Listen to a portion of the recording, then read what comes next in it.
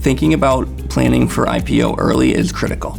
Depending on what your outcomes for the wealth are, I think it's imperative that thought is given to what you're going to do with the stock well in advance of the IPO.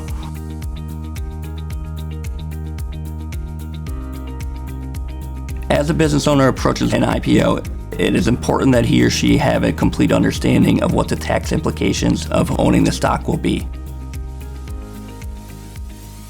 Once the IPO happens, the flexibility that you could potentially have and the options that you potentially have do get diminished, and the overall impact of any sort of planning that you might do could be reduced. So it's important to have a game plan going forward to know exactly what the tax implications will be, and if a tax bill is going to be due, whether they'll have the liquidity to satisfy that tax bill.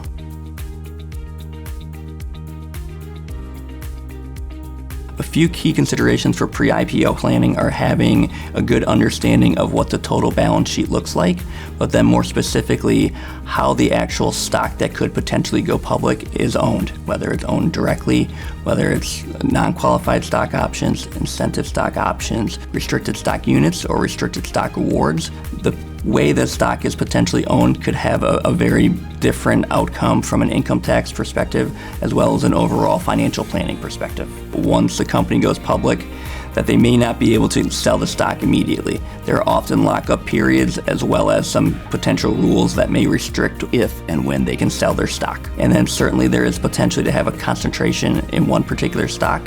So having an overall holistic view from all of your advisors is imperative.